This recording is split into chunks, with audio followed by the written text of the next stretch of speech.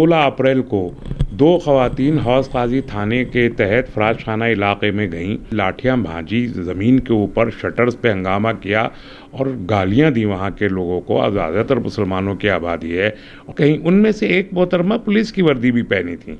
FIR करने के लिए लोगों ने कोशिश कर ली कि खूब के FIR कर लें। पुलिस ने आज तक FIR नहीं की है। दो औरतें, बदमाश औरतें हैं जो गाली दे रही हैं इलाके में, सब देख रहे हैं, वीडियो बनी है, वायरल हुई है। यहाँ एक शरीफ आदमी, चेयरमैन माइनॉरिटी कमीशन का, एक स्टैब्लिश्ड जर्नलिस्ट, एक मुस्लिम लीडर और हर तरह से जिसके क्रेडेंशियल्स स्टैब्लिश्ड हैं, उस पर एक आदमी खड़ा होकर जल्दी से FIR लिखता है, आप रजिस्टर्ड कर लेते। और दिल्ली पुलिस पहले कहती थी कि हमको अजान और नमाज में इतने बच्चे हैं ये कि इनको अजान और नमाज का फ़र्क नहीं मालूम, इनको अफ्तार के वक्त का अंदाज़ा नहीं कि उसकी अहमियत क्या होती है। अगर ये सच है और दिल्ली पुलिस ये एडमिट करती है कि उसे मालूम नहीं है कि अजान और नमाज में फ़र्क क्या होता है या अफ्तार के टाइम की अहमियत क्या होती है, मैं समझता हूँ दिल्ली पुलिस के तमाम अफसरान जहालत की बुनियाद पर उनको फौरी तौर पर इस्तीफ़ा दे देना चाहिए। कि पुलिस ये कहे कि हम किसी समाज की जिसकी पुलिसिंग कर रहे हैं उसके रीति रिवाज को नहीं जानते। जो हज़ारों अफ्तारों में आज तक शिरकत कर चुके हैं वो अफ्तार की अहमियत को नहीं जानते।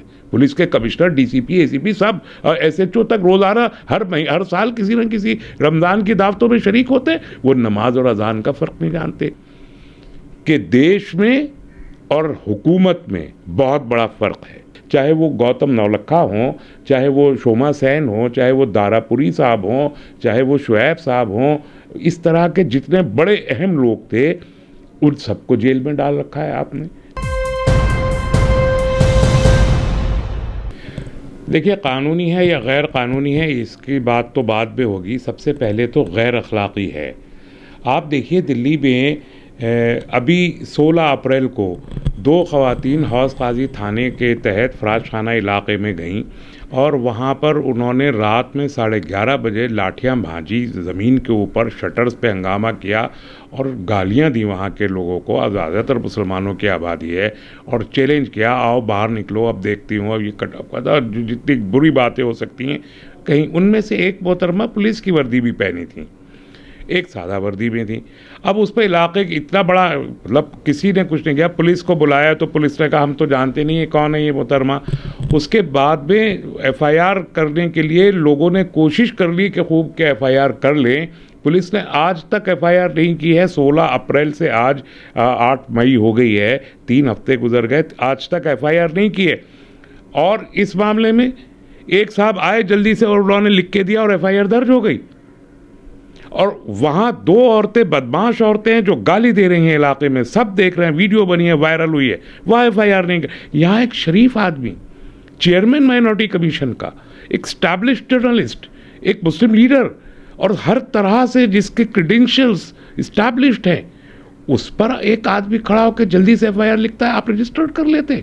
पहली बात यह है, 16 अप्रैल के वाक़े में कल अदालत को हुक्म देना पड़ा पुलिस को कि आप इसके खिलाफ FIR दर्ज कीजिए, अभी FIR और सही से तहकीक कीजिए, अभी तक नहीं की है।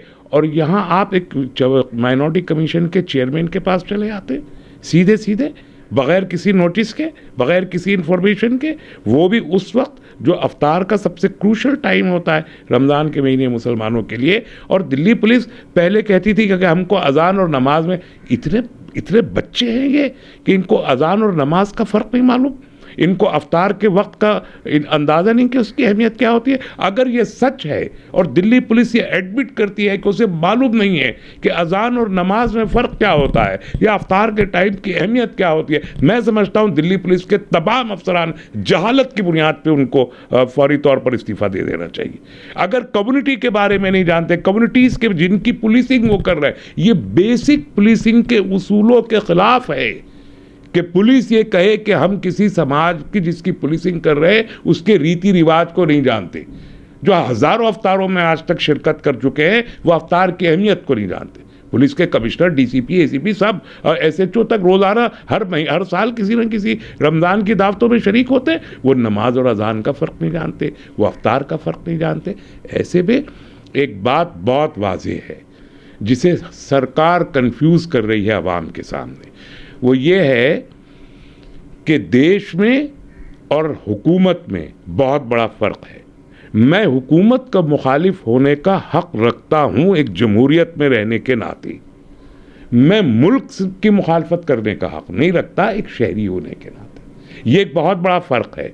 हुकूमत इस फ़र्क को ख़त्म कर रही है। हुकूमत ये कोशिश कर रही है कि जो हुकूमत का मुखालिफ है उसे देश का भी मुखालिफ बने। दोनों बातें बिल्कुल अलग है। और इसलिए आप देखिए कि बहुत सारे अहम लोग जो अपोजिशन की आवाज़ थे, चाहे वो गौतम नवलखा हों, चाहे वो शोमा सेन हों, चाहे वो दारापुरी साहब हों, चाहे वो शुएब साहब हों, इस तरह के जितने बड़े अहम लोग थे उन सबको जेल में डाल रखा है आपने।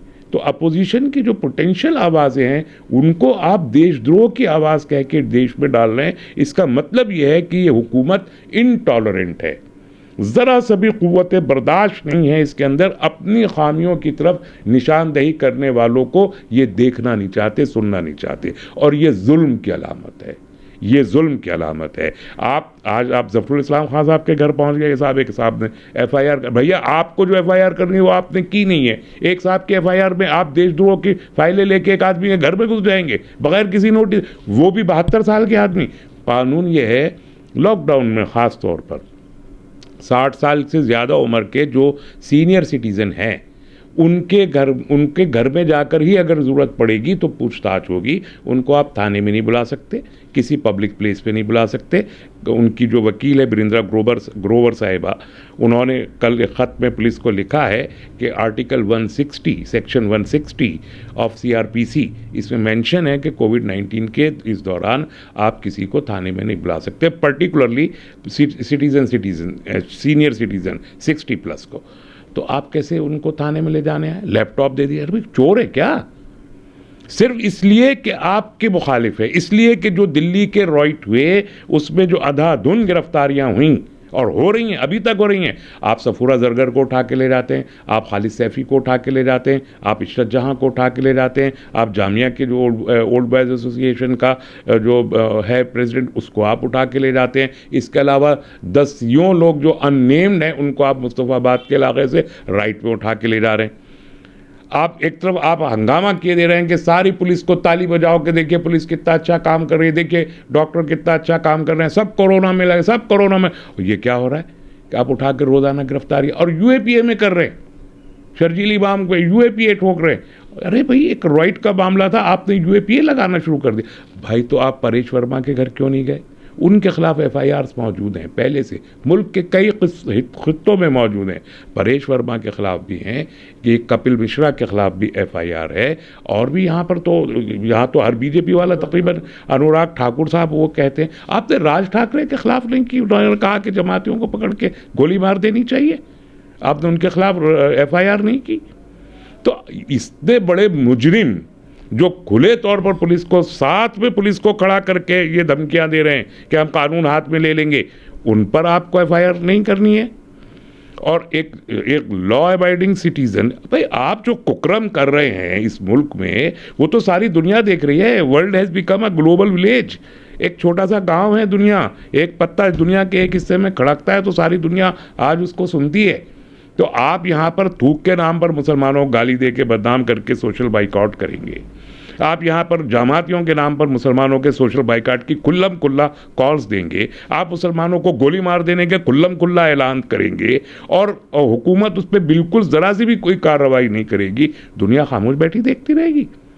दुनिया में हज़ारों रिपोर्टर्स हैं, जो ब्यूरोज़ हैं, जो वेबसाइट्स हैं, जो मुस्तकिल इन चीज़ों को रिकॉर्ड करते हैं। उनकी बुनियाद पर वहाँ के जो मैगजीन्स हैं, वहाँ की जो कमेटीज़ हैं, वो टॉलरेंस के लेवल सेट करती हैं। उस बुनियाद पर वो कह रही हैं कि हिंदुस्तान में टॉलरेंस का लेवल कम होता गया और हिंदुस्तान में मुसलमानों के ख़िलाफ़ जुर्म बढ़ रहा है। और फिर UAE में, अरब मुल्कों में, अरे भाई हमारे तकरीबन 30-40 लाख लोग हिंदू मुसलमान अरबों के यहाँ काम करते हैं, अरबों की नौकरी करते हैं, पैसा लेके आते हैं उनसे नौकरी करके। आप जिसकी नौकरी कर रहे हो, जिसका खा रहे हो, उसी पे खुर्रा रहे हो। आप वहाँ पर औरतों को गाली दे रहे हो कि यहाँ की औरतों को तो ऑर्गाज़ भी नहीं होता, अरबों की औरतों को यूँ ही बच्चे पैदा कर देती है। ये तो सेक्सिस्ट कमेंट है, एंटी फेमिनिस्ट कमेंट है।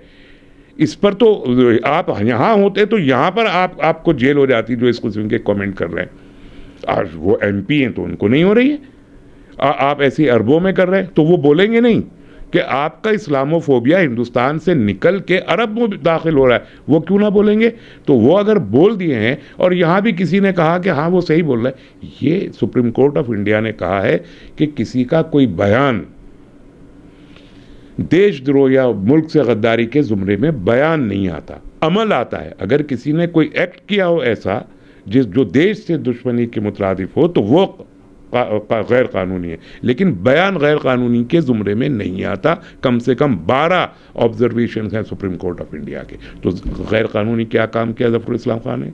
मैं ट्वीट लेके बैठ जाता हूँ, दिल्ली पुलिस आके मुझे कानूनी ज़बान में समझा दे कि ये गैर कानूनी हरकत थी, और मैं जानता हूं वो आज ये नैरेटिव सरकार के इशारे पे नैरेटिव डेवलप कर रहे हैं, एंटी मुस्लिम इस्लामोफोबिया क्रिएट कर रहे हैं।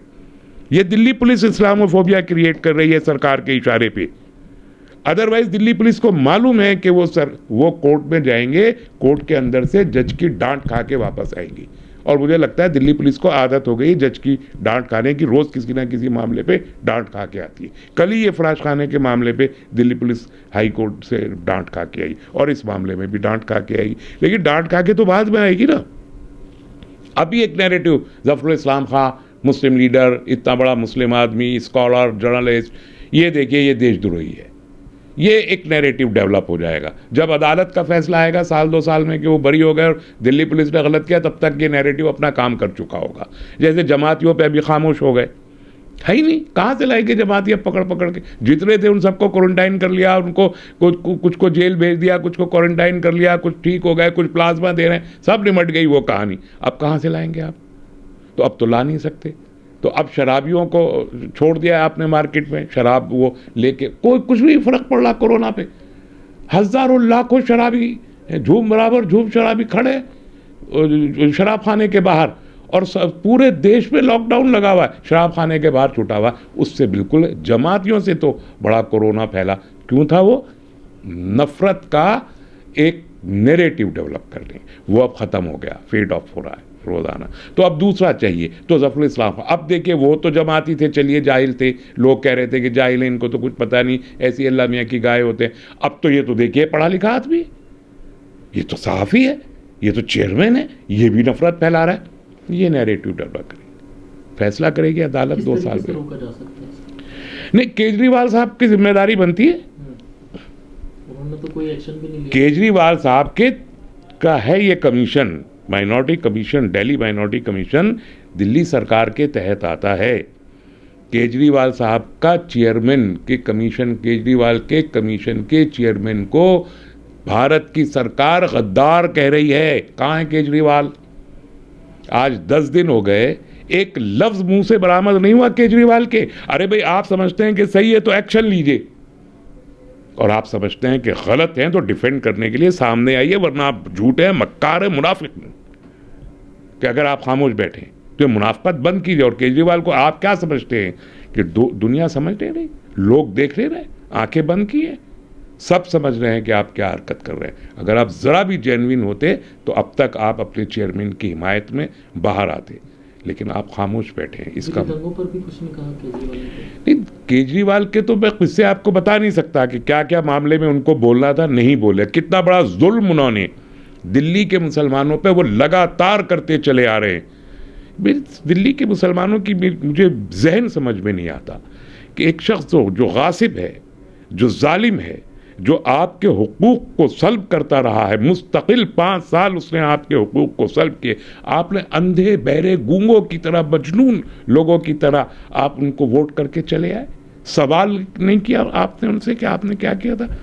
और आज जब उनको लग रहा है कि 5 साल के बाद तो पता नहीं किसकी सरकार, आज वो अपनी चड्डी खोल के सामने खड़े, अपने आप को जाहिर कर रहे कि नहीं मेरा कोई ताल्लुक नहीं सेकुलरिज्म से भी, उससे मैं तो वो हिंदुत्व का एलाई रहा हूँ, अब हूँ। अब वो एक्सपोज कर रहे हैं खुद को, प्राइम मिनिस्टर के साथ बैठे तस्वीरें खिंचवा रहे, बोल रहे हैं, टेलीविजन पे बोल रहे हैं कि नहीं हमें तो मरकजी सरकार का बहुत ज़्यादा ताउन मिल रहा है।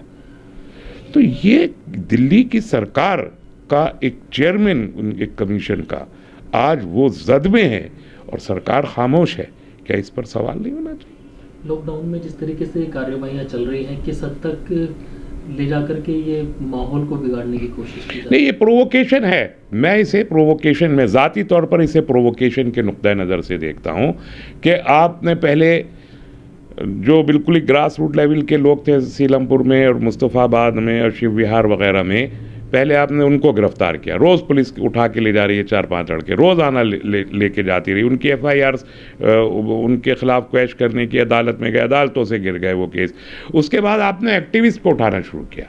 खालिद सैफ़ी को उठाया आपने, इशरत जहाँ को उठाया आपने खजूरी खुरैजी से। उसके बाद आपने यहाँ से दूसरे लड़के उठाए, मेहरान हैदर को उठाया आपने। उसके बाद सपूरा जरगर को आपने उठाया। उसके बाद आपने उन साहब को जो ओल्ड बॉयज़ एसोसिएशन के एल्यूमनाई के प्रेसिडेंट, उनको उठाया। तमाम कार्यवाहियां शुरू तो पहले वर्कर, उसके बाद एक्टिविस्ट, और अब आप लीडर पे आ गए। तो आप ये चाहते हैं कि इस तरीके से बेचैनी और सफोकेशन क्रिएट करके मुसलमानों को एक बार फिर सड़क पे लाया जाए, किसी सूरत से मुसलमान रिएक्ट करे बहुत शिद्दत के साथ सड़क पे आके, और फिर ये कहे कि देखिए कोरोना फैला दिया।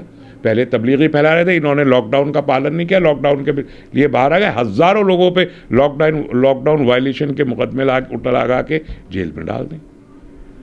ये साजिश है जो सरकार खुद कर रही है, सेंट्रल गवर्नमेंट ये साजिश कर रही है। मैं कहता हूँ कि हम गौर कर रहे हैं। मेरे जहन में ये है कि अगर इस किस्म की गिरफ्तारियों का सिलसिला जारी रहता है, तो अगर लीडरशिप भी जा रही है, एक्टिविस्ट भी जा रहे हैं, तो फिर तो सबको चले जाना चाहिए। फिर हर्ज क्या है, घर में बैठने की ज़रूरत क्या है? फिर सबको उठ के जेल में चले जाना चाहिए। फिर कोई महफूज नहीं है अपने घर में। अगर ज़फ़रुल इस्लाम खां अपने घर में महफूज नहीं है, अगर तंजीमों के लीडर्स अपने घरों में महफूज नहीं हैं, अगर हमारे एक्टिविस्ट बच्चे अपने घरों में महफूज नहीं हैं, अगर इस मुल्क के सेकुलर लीडर महफूज नहीं हैं, इस मुल्क के बड़े बड़े लॉयर महफूज नहीं हैं, अगर ये सब कोई महफूज नहीं है, किसी को नहीं पता कब उठा के जेल में डाल दिया जाए और कोई जलील सा मुकदमा, झूठा मुकदमा उनके ऊपर लगा दिया जाए, अगर ये नहीं मालूम, चलिए फिर हम सब लोग खुद ही चलते हैं। फिर हुकूमत को तकलीफ देने की क्या ज़रूरत है, हम खुद ही चले जाते हैं कि लीजिए साहब हमको गिरफ्तार कर लीजिए। क्योंकि ये माना जाए कि अगर ये ही हालात बने रहे तो एक बहुत बड़ा जन समूह जो है वो सड़कों पर फिर उतरने के लिए मजबूर है। देखिए, अभी मैं ये नहीं चाहता और किसी को भी ये ऐसा नहीं करना चाहिए कि लॉकडाउन की जो सिचुएशन है, बहरहाल हुकूमत अगर जुल्म कर रही है, हुकूमत की एक्टिविटी बहुत ही मीन किस्म की है ना, बहुत ही जो मुतवस्सित और निचले दर्जे की जहनियत होती है उसे मीननेस कहते हैं। वो ये मीन मेंटेलिटी गवर्नमेंट की है। बट ये फैक्ट है कि मुल्क दुनिया एक वबा से नबरोदाज़मा है, हिंदुस्तान भी उससे नबरोदाज़मा है। पहले तो आप टेस्ट नहीं कर रहे थे तो पता नहीं चल रहा था, जमाती दिख रहे थे। अब ज़रा टेस्ट की तादाद बड़ी है ना, टेस्ट करने की बड़ी तादाद में केसेस भी आ रहे हैं। आज 52,000 करीब केसेस हो गए। अभी 10 दिन पहले तक ये केसेस फ्यू थाउजेंड थे, आज 52,000 हो गए। नंबर ऑफ टेस्ट बढ़ रहा है, इससे कितनी शदीद है वबा उसका अंदाज़ा हो रहा है। तो मुल्क तो वबा, सरकार तो वबा से लड़ नहीं रही है, सिर्फ सरकार हुक्म देती है लॉकडाउन, प्रधानमंत्री बोलते हैं लॉकडाउन और लॉकडाउन हो जाता। अब उसमें कैसे मैनेजमेंट होगा, मजदूरों का क्या होगा, इंडस्ट्री का क्या होगा, बाकी चीज़ें, ये तो प्रधानमंत्री को पता ही नहीं है कुछ भी। ये सब चीज़ें वो जानते ही नहीं कि क्या होती हैं। लाखों लोग सड़कों पे आएंगे, उनके इंतज़ाम क्या होगा, वो अपने घर कैसे जाएंगे, उनको रोटी कैसे मिलेगी, इस सब की कोई परवाह। प्रधानमंत्री को शौक़ है ऐलान करने का, रात को 8 बजे टेलीविज़न पे आके और सीना चौड़ा करके मैंने कह दिया। ये एटीट्यूड है डिक्टेटरशिप वाला। अब इसमें ज़फ़रुल इस्लाम साहब के साथ जो ये मामलात हो रहे हैं, इसमें किस तरीके से कदम उठाना? मैं वही कह रहा हूँ कि अभी लॉकडाउन का वायलेशन करने का कोई भी हुकूमत फ़ायदा उठाना चाहती है कि लॉकडाउन के दरमियान चूँकि निकलेंगे नहीं, तो इसलिए कुछ भी करते रहे एहतजाज नहीं होगा। मैं समझता हूँ कि कुछ मुस्लिम लीडरान को और कुछ सेकुलर लीडरान को बैठ के अब ये फैसला करना चाहिए कि फेस्ड मैनर में चंद लोगों को लेके अब क्या गिरफ्तारियाँ देने का इम्कान है या नहीं है। इस किस्म का हमको पब्लिक मूवमेंट, तो अगर हुकूमत ने सियासत बंद कर दी होती तो हम लोग तो सियासत कर ही नहीं रहे। सभी कोई सियासत नहीं कर रहा इस वक्त, सब अपने घरों में बैठे। लेकिन अकेले हुकूमत ही सियासत कर रही है, उसको इजाज़त नहीं दी जा सकती कि वो जालिमाना सियासत करे। लेकिन अगर वो करेगी तो फिर उसका जवाब देना पड़ेगा। अगर वो इस हद तक गिर जाएगी कि ज़फ़रुल इस्लाम साहब जैसे लोग जो इंसाइक्लोपीडिया हैं चलते फिरते, और जिनके हुब्बुल वतनी पर कोई उंगली नहीं उठा सकता किसी सूरत में, अगर आप वो ऐसे लोगों को भी गिरफ्तार करेंगे, और आप खुदा न खास्ता जमात इस्लामी के अमीर को गिरफ्तार कर गए, जमीयत उलमा के अमीर को गिरफ्तार कर गए, आप मुशावरत के अमीर को गिरफ्तार कर गए, आप पॉपुलर फ्रंट के अमीर को गिरफ्तार कर गए, फिर तो लोग चुप नहीं बैठ पाएंगे ना। तो मैं समझता हूं कि लीडरशिप को बैठ के इस सूरत हाल पे गौर कर लेना चाहिए कि लॉकडाउन को मलहूज रखते हुए कोई भी वायलेशन किए बगैर हम एक सियासी एहतजाज कैसे कर सकते हैं। बहरहाल बहुत सी चीज़ों के तजुर्बे हो रहे हैं, इसका तजुर्बा भी हमको करना चाहिए।